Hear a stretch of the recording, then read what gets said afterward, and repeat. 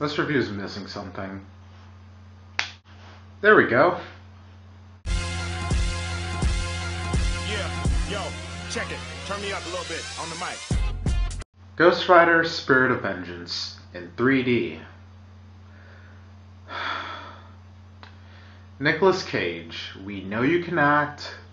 There's a reason you won an Oscar, but why do you keep doing this to me? I like you. I want you to do well, but if you keep doing this crap, I'm gonna eventually give up on you. For some reason, I thought Ghost Rider plus the guys that did Crank plus Nicolas Cage would make for a somewhat cool combination. Not a good movie, but at least something fun. And the styles do not mix well, especially in the humor department.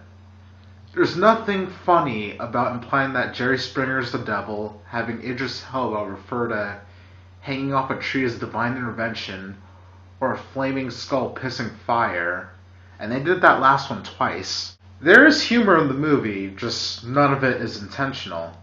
So here's the story. Johnny Blaze is pretty much in hiding after the last movie. He's isolated himself from everybody because he's got a demon inside of him that he can't control. Like, that is how Nicolas Cage acts throughout the entire movie. But basically he runs into Idris Elba and he's all, okay, I'll make you a deal. You save this kid and his hot mom, and I'll help you get rid of the writer inside of you. And thus begins a fairly predictable journey. It's sad how predictable this movie was, actually. Like, I'm in the theater thinking, that guy's gonna die at one point. The writer didn't kill him when he had the chance, for some reason. I guess the plot needs him to be alive a little longer, or he'll become even stronger at one point.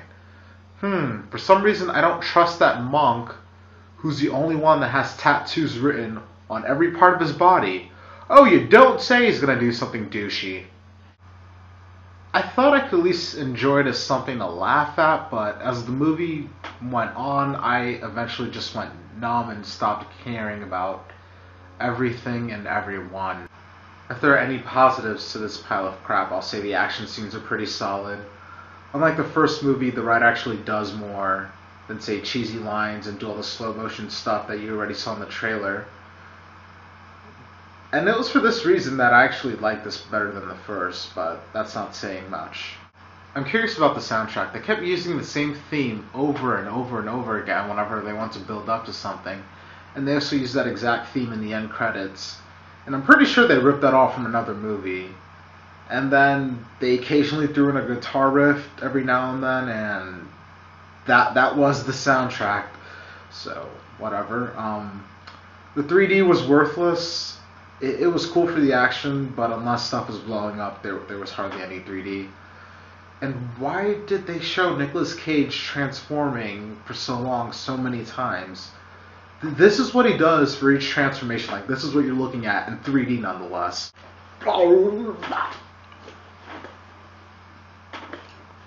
This is what you're actually looking at. I'm not even joking.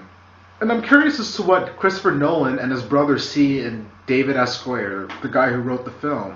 Like, they continue to give him a writer credit in their movies, but with the exception of Dark City and the Batman movies, everything he's done has been absolute crap. I mean, I guess one could defend Blade, but I really don't see how he continues to get work. Here's an actual line from the movie. I'm a businessman, and I make a lot of money. But yeah, you get the point. I didn't like the movie. In the end, I'll say Ghost Rider Spirit of Vengeance is watchable, but there's no reason to. Unless you're with a group of friends who want to see it, only to endlessly mock just how bad it is. And if you like this review and you would like to see more, click right there. Or there. To see more.